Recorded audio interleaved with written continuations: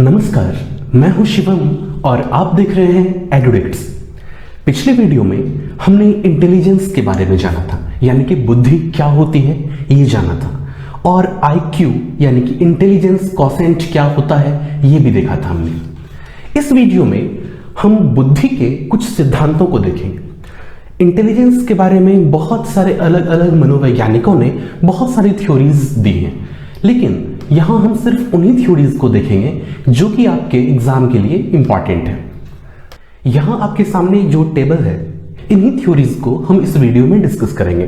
कौन कौन से थ्योरीज हैं, जैसे कि एक कारक सिद्धांत यानी कि यूनिफैक्टर थ्योरी जो कि अल्फ्रेड बिने ने दिया था, टू फैक्टर थ्योरी जो कि स्पीयरमैन ने दिया था, मल्टी फैक्टर थ्योरी थॉर्नडाइक का, थ्योरी ऑफ मल्टीपल इंटेलिजेंसेस जो कि गार्डनर ने दिया था, ग्रुप फैक्टर थ्योरी जो कि थर्स्टन का था, ट्राइआर्किक थ्योरी स्टर्नबर्ग का, क्रिस्टल एंड फ्लूइड इंटेलिजेंसेस यानी कि तरल एवं ठोस बुद्धि का सिद्धांत जो कि कैटल ने दिया था, और त्रिआयामी यानी कि three dimensional model of intelligence या फिर स्ट्रक्चर ऑफ इंटेलिजेंस जो कि गिलफोर्ड ने दिया था। तो इन सारी थ्योरीज को यहां एक एक करके देखेंगे। यहां जो सबसे पहली थ्योरी है जिसे कि एक कारक सिद्धांत यानी कि यूनिफैक्टर थ्योरी कहा गया है, जो कि अल्फ्रेड बिने ने दिया था। आपने पिछले वाले वीडियो में यह जाना था कि अल्फ्रेड बिने ने ही सबसे पहले इंटेलिजेंस टेस्ट को स्टार्ट किया था। अल्फ्रेड बिने के अनुसार हम सब में एक सामान्य बुद्धि यानी कि जनरल इंटेलिजेंस होता है, जिसे कि हम लोग कॉमन सेंस भी कहते हैं, और उसी की मदद से हम लोग सारे काम करते हैं। ये इंटेलिजेंस के बारे में कुछ भी जटिल, कुछ भी कॉम्प्लेक्स नहीं बताए। सिंपल सी बात इन्होंने कही कि हम लोगों के अंदर एक कॉमन सेंस होता है और हम जो कुछ भी करते हैं उसी की मदद से करते हैं। बाद में बहुत सारी आलोचनाएं हुई, बहुत सारी क्रिटिसिज्म हुई इनकी थ्योरी की। लोगों ने कहा कि नहीं, अगर सिर्फ कॉमन सेंस होता तो फिर लोग अलग अलग फील्ड में स्पेशलाइज कैसे हो जाते हैं। कोई किसी अलग फील्ड का विशेषज्ञ होता है, कोई किसी अलग फील्ड का विशेषज्ञ होता है, तो ऐसा कैसे हो जाता है। इसके बाद दूसरा सिद्धांत आया जिसे कहते हैं द्विकारक सिद्धांत। चलिए उसे देखते हैं। टू फैक्टर थ्योरी जिसे कि स्पीयरमैन ने दिया था। स्पीयरमैन के अनुसार हमारी बुद्धि दो तत्वों से मिलकर बनी हुई होती है। पहला है सामान्य तत्व जनरल फैक्टर जिसे कि जी फैक्टर कहते हैं, और दूसरा है विशिष्ट तत्व जिसे कि स्पेसिफिक फैक्टर यानी कि एस फैक्टर कहा जाता है। इसे समझते हैं। सबसे पहले कुछ पॉइंट्स को देखेंगे और फिर इस डायग्राम को समझेंगे। यहां कुछ बातें आपके सामने लिखी हुई हैं जनरल फैक्टर और स्पेसिफिक फैक्टर के बारे में। चलिए एक एक कर समझते हैं। जनरल फैक्टर को देखते हैं। सबसे पहले, यह सभी मानसिक क्षमताओं का आधार होता है। हमारे अंदर जो भी मेंटल एबिलिटीज हैं उनका बेस क्या होता है, जी फैक्टर ही होता है। यह सबके पास होता है, और जो कुछ भी हम लोग नॉर्मल डेली लाइफ में जो भी काम करते हैं वो जनरल फैक्टर यानी कि जी फैक्टर के हेल्प से ही करते हैं। और ये जो है वो एस फैक्टर यानी कि स्पेसिफिक फैक्टर के विकास के लिए जरूरी होता है। यानी कि अगर किसी व्यक्ति में जनरल फैक्टर का विकास अच्छे से नहीं हुआ है तो उसके अंदर कोई सा भी स्पेसिफिक फैक्टर सही तरीके से डेवलप नहीं हो पाएगा। यानी कि किसी भी फील्ड में स्पेशलाइज होने के लिए जो स्पेसिफिक फैक्टर चाहिए होता है वो डिपेंड करता है किसके ऊपर, जनरल फैक्टर के ऊपर। अगर जनरल फैक्टर अच्छे से डेवलप हुआ है तो ही स्पेसिफिक फैक्टर्स अच्छे से डेवलप हो पाएंगे। इसके बाद एक बात आती है कि जो जनरल फैक्टर है उस पर शिक्षा एवं अभ्यास का यानी कि एजुकेशन एंड ट्रेनिंग का ज्यादा प्रभाव नहीं पड़ता है। ये इनहेरेंट होता है, मतलब ये बच्चे में पहले से जन्म के पूर्व से ही मौजूद होता है, जो कि उसे उसके माता पिता से यानी कि पेरेंट्स से प्राप्त होता है।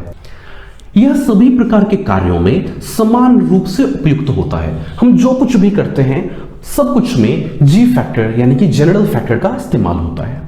ये तो था जनरल फैक्टर। अब समझते हैं स्पेसिफिक फैक्टर यानी कि विशिष्ट तत्व के बारे में। ये हमारे इंटेलिजेंस का वो हिस्सा है जिसके मदद से हम किसी अलग अलग फील्ड में स्पेशलाइज हो पाते हैं। सबसे पहला पॉइंट क्या कहता है, यह विशेष प्रकार के कार्यों में विशेषज्ञता प्रदान करती है। ये जो बुद्धि है, विशिष्ट बुद्धि जिसे या फिर स्पेसिफिक फैक्टर कहा गया है, ये क्या करता है, it imparts specialization for specific activities. इसे अपना कार्य करने के लिए सामान्य तत्व की जरूरत होती है। आपने पहले भी समझा था कि किसी भी बंदे में स्पेसिफिक फैक्टर तभी अच्छे से डेवलप हो पाएगा जबकि उसके अंदर जनरल फैक्टर का विकास अच्छे से हुआ होगा।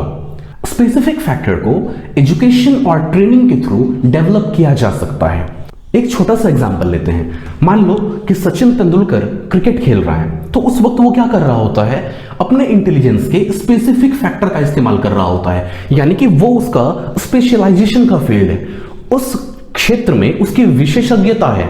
लेकिन यदि सचिन तेंदुलकर कोई गाना गा रहा है, क्या वो उसमें स्पेशलाइज्ड है? नहीं, लेकिन फिर भी वो गा सकता है। हम आप हर कोई गा सकते हैं। तो यहां पर बिना स्पेशलाइजेशन का अगर कोई काम किया जाता है तो उसमें जिस फैक्टर का इन्वॉल्वमेंट होता है वो कौन सा है? General factor. कौन सा है? General factor. यानी कि अगर सचिन तेंदुलकर गाना गा रहा है या कोई फूड प्रिपेयर कर रहा है, कोई खाना पका रहा है, तो वहां पर वो अपनी बुद्धि के किस चीज का इस्तेमाल कर रहा है? सामान्य तत्व का। और वो ही जब क्रिकेट खेल रहा होता है तो किसका इस्तेमाल कर रहा होता है? स्पेसिफिक फैक्टर का।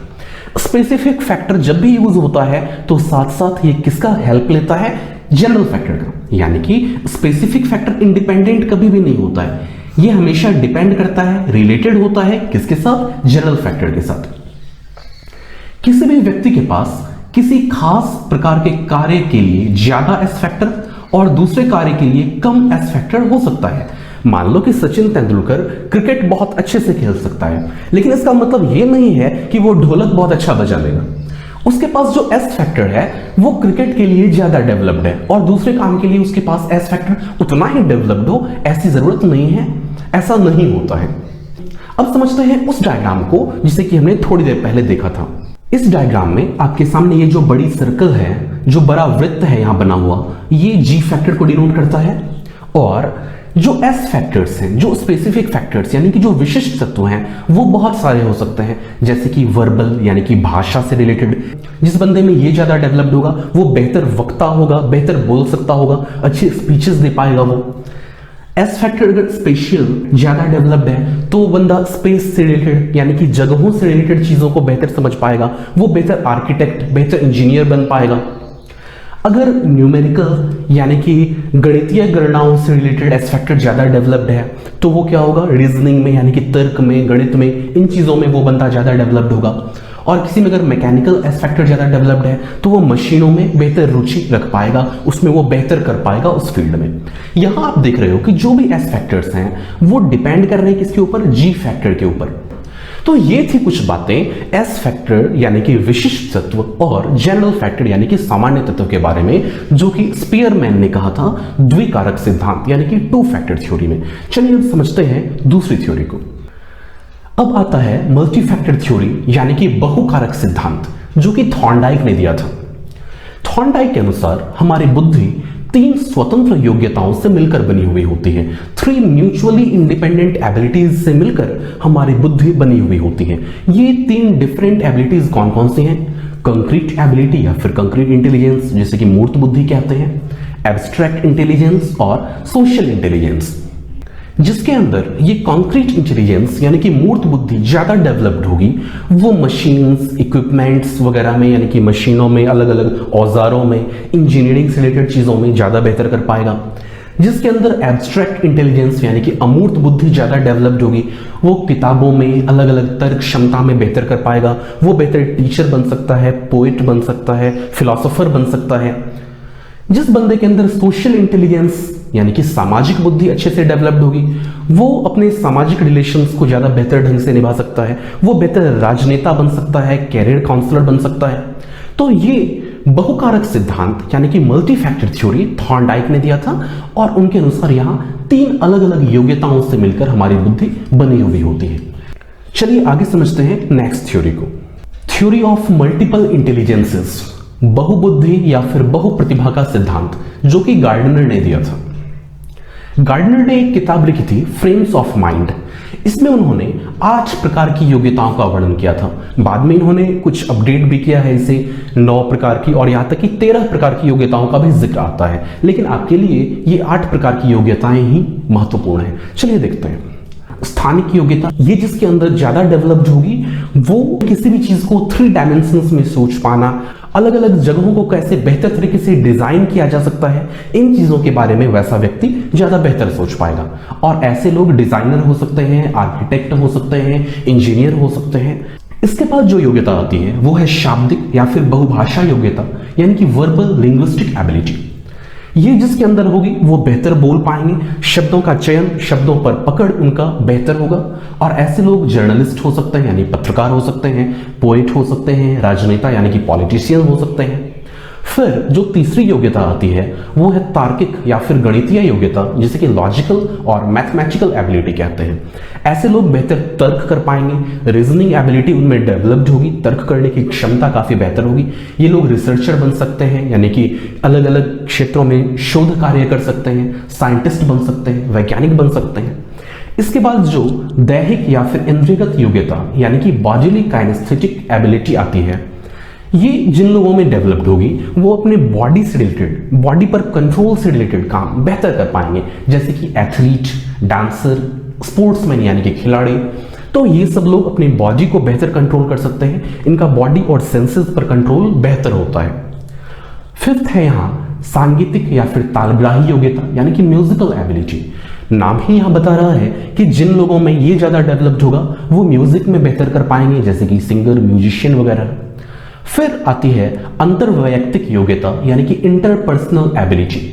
ये जिन लोगों में बेहतर होगा वो व्यक्ति और व्यक्ति के बीच यानी कि पर्सन्स के बीच का जो रिलेशन है उसे बेहतर समझ पाएंगे। ऐसे लोग कैरियर काउंसलर बन सकते हैं यानी कि जो कैरियर के बारे में सलाह देते हैं, किसी के प्रॉब्लम्स को समझते हैं, वो कैरियर में किस तरफ कर सकता है उसे समझते हैं और फिर सलाह देते हैं। ये लोग लीडर बन सकते हैं, अच्छे नेता बन सकते हैं, क्योंकि ये समाज में अलग अलग लोगों से बेहतर तरीके से कनेक्ट कर पाते हैं, उनके बीच के इंटरेक्शंस को समझ पाते हैं। फिर आती है अंतःवैयक्तिक यानी कि इंट्रापर्सनल एबिलिटी।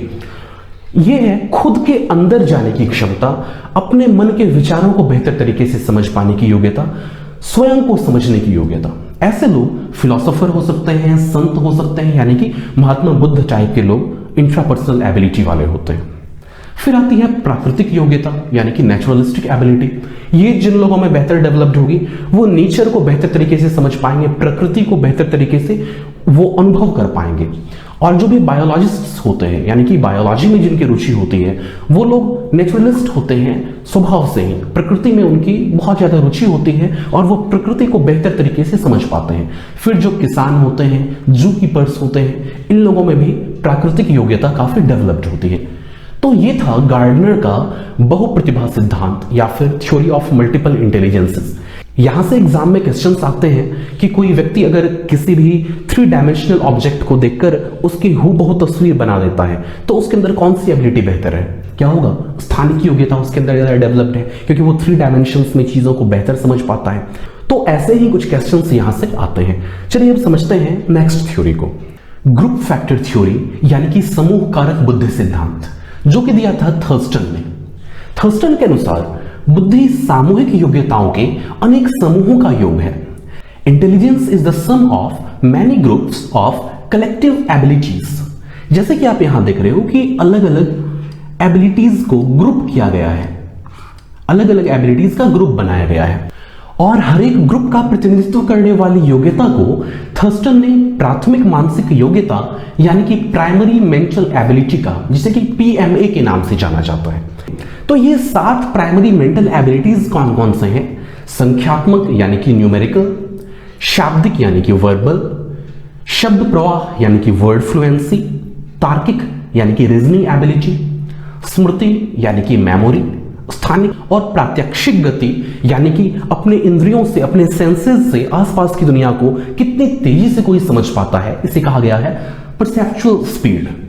तो ये अलग अलग 7 प्राइमरी मेंटल एबिलिटीज हैं जो कि दिया था थर्स्टन ने। अब मैं बताता हूं कि यहां से सवाल कैसे आते हैं। सबसे पहला सवाल यह आता है कि ग्रुप फैक्टर थ्योरी किसने दिया था? जवाब होगा थर्स्टन। प्राइमरी मेंटल एबिलिटीज यानी कि पीएमए का कॉन्सेप्ट किसने दिया था? थर्स्टन। और जो ये 7 प्राइमरी मेंटल एबिलिटीज हैं इनका नाम भी ध्यान रखना आवश्यक है। तो ये था समूह कारक सिद्धांत यानी कि ग्रुप फैक्टर थ्योरी। चलिए अब समझते हैं नेक्स्ट थ्योरी को। इसके बाद आता है बुद्धि का त्रितंत्र सिद्धांत यानी कि ट्राइआर्किक थ्योरी, जो कि दिया था स्टर्नबर्ग ने। यहां से ज्यादा सवाल नहीं आते हैं, फिर भी समझना जरूरी है। स्टर्नबर्ग के अनुसार हमारी बुद्धि के अंतर्गत 3 अलग अलग तरीके के प्रोसेसेस, 3 अलग अलग तरीके की प्रक्रियाएं मिलकर काम करती हैं और ये सब है एनालिटिकल यानी कि विश्लेषणात्मक, प्रैक्टिकल यानी कि व्यावहारिक, क्रिएटिव यानी कि सृजनात्मक। एनालिटिकल का मतलब हुआ कि इससे एनालिसिस बेहतर तरीके से हो पाएगा, किसी भी चीज को अलग अलग पर्सपेक्टिव में देखना, अलग अलग दृष्टिकोण से देखना, किसी भी चीज के अर्थ को बेहतर तरीके से समझ पाना, ये है एनालिटिकल। फिर आता है सृजनात्मक यानी कि कुछ भी क्रिएट कर पाना, कुछ बना पाना, कुछ क्रिएटिव वर्क कर पाना, वो सब इसके अंतर्गत आता है। और ये जो व्यावहारिक यानी कि प्रैक्टिकल है, इसमें किसी भी चीज को इंप्लीमेंट करना, किसी भी चीज को कैसे किया जाएगा, वो सारी चीजें आती हैं इस व्यावहारिक के अंतर्गत। तो ये था त्रितंत्र सिद्धांत यानी कि ट्राइआर्किक थ्योरी स्टर्नबर्ग का। यहां से ज्यादा सवाल नहीं आते हैं। इसके बाद समझते हैं नेक्स्ट थ्योरी को, क्रिस्टल एंड फ्लूइड इंटेलिजेंस यानी कि तरल ठोस बुद्धि का सिद्धांत, जो कि दिया था रेमंड कैटल ने। कैटल के अनुसार हमारी बुद्धि दो प्रकार की बुद्धियों से यानी कि दो प्रकार की इंटेलिजेंसेस से मिलकर बनी हुई होती है, जिन्हें कि कैटल ने कहा तरल बुद्धि यानी कि फ्लूइड इंटेलिजेंस और ठोस बुद्धि यानी कि क्रिस्टल इंटेलिजेंस। फ्लूइड इंटेलिजेंस उस प्रकार की बुद्धि है जो कि बिना किसी निर्देश या बिना किसी जानकारी के हमारे पास पहले से मौजूद होती है। जैसे कि लाइफ के बहुत सारे सिचुएशंस को आप बिना सीखे हुए हल कर लेते हो, तो इस तरह की जो बुद्धि होती है, जो कि आप पढ़ करके नहीं सीखते हो, जो कि पहले से आपके पास होती है, वो इंटेलिजेंस कहलाती है फ्लूइड इंटेलिजेंस। और जो क्रिस्टल इंटेलिजेंस है, वो इस प्रकार की बुद्धि है जो कि हमें पढ़कर और अनुभव से आता है। जैसे कि भारत की राजधानी कहाँ है? दिल्ली। ये चीज क्या है, ये आपको पहले से पता नहीं था, ये क्रिस्टल इंटेलिजेंस के अंतर्गत आएगा क्योंकि इसे पढ़कर सीखा गया है। तो कैटल के अनुसार हमारे पास दो टाइप के इंटेलिजेंसेस होते हैं, एक जो पहले से मौजूद है उसे फ्लूइड इंटेलिजेंस कहा गया है, और दूसरा जो पढ़कर या फिर लाइफ के एक्सपीरियंसेस से आता है उसे क्रिस्टल इंटेलिजेंस यानी कि ठोस बुद्धि कहा गया है। फिर आता है त्रिआयामी बुद्धि का सिद्धांत यानी कि 3 डायमेंशनल इंटेलिजेंस। इसे ही स्ट्रक्चर ऑफ इंटेलिजेंस या फिर SOI भी कहा गया है। इस सिद्धांत को दिया था गिलफोर्ड ने। यहां आप देख रहे हो कि बुद्धि को एक 3 डायमेंशनल क्यूब की तरह दिखाया गया है, जो कि बहुत सारे छोटे छोटे क्यूब से मिलकर के बना हुआ होता है। गिलफोर्ड ने बौद्धिक योग्यताओं को 3 डायमेंशंस में क्लासिफाई किया है, और ये 3 डायमेंशंस कौन कौन से हैं? मानसिक संक्रियाएं यानी कि ऑपरेशंस या फिर मेंटल ऑपरेशंस, विभिन्न प्रकार के विषय वस्तु यानी कि कंटेंट्स, मानसिक संक्रियाओं के उत्पाद यानी कि प्रोडक्ट्स, और इन सब के अंतर्गत भी बहुत सारी एबिलिटीज को यहां पर रखा गया है। इन सब का नाम आपके लिए इंपॉर्टेंट नहीं है। आपके लिए इंपॉर्टेंट क्या है कि त्रिआयामी बुद्धि का सिद्धांत यानी कि 3D मॉडल ऑफ इंटेलिजेंस किसने दिया था? गिलफोर्ड ने दिया था। वैसे आपके समझ के लिए मैंने यहां पर इन सब का नाम लिख रखा है। सबसे पहले हमने देखा यूनिफैक्टर थ्योरी, जो कि अल्फ्रेड बिने ने दिया था। यहां से सिर्फ यही पूछा जाता है कि यूनिफैक्टर थ्योरी किसने दिया था। फिर 2 फैक्टर थ्योरी, जो कि स्पीयरमैन ने दिया था। यहां से सवाल आते हैं कि जनरल फैक्टर और स्पेसिफिक फैक्टर क्या है, और उनसे रिलेटेड कॉन्सेप्ट्स पर सवाल आते हैं। फिर मल्टीपल फैक्टर थ्योरी, जो कि थॉर्नडाइक ने दिया था। यहां सिर्फ नाम के बारे में सवाल आता है कि इस थ्योरी को किसने दिया था। थ्योरी ऑफ मल्टीपल इंटेलिजेंसेस, जो कि गार्डनर ने दिया था। यहां से सवाल आते हैं अलग अलग टाइप के इंटेलिजेंस पर बेस्ड, जो कि मैंने आपको बताया भी था। ग्रुप फैक्टर थ्योरी, जो कि थर्स्टन ने दिया था, ज्यादा सवाल नहीं आते हैं इससे। ट्राइआर्किक थ्योरी, जो कि स्टर्नबर्ग ने दिया था, यहां से भी ज्यादा सवाल नहीं आते हैं। और फिर तरल एवं ठोस बुद्धि का सिद्धांत यानी कि क्रिस्टल एंड फ्लूइड इंटेलिजेंस की थ्योरी, जो कि कैटल ने दी थी, यहां से कुछ सवाल आते हैं। त्रिआयामी बुद्धि का सिद्धांत, जो कि गिलफोर्ड ने दिया था, यहां से भी ज्यादा सवाल नहीं आते। तो ये थी कुछ थ्योरीज इंटेलिजेंस से रिलेटेड। आई होप आपको ये सारा कुछ समझ में आया होगा। यदि आपको ये वीडियो अच्छा लगा तो लाइक करें, कमेंट्स के थ्रू बताएं कि आपको वीडियो कैसा लगा, कोई कंफ्यूजन हो तो पूछें, और अपने फ्रेंड्स के साथ शेयर करें। चैनल को सब्सक्राइब करना बिल्कुल भी ना भूलें। Thank you.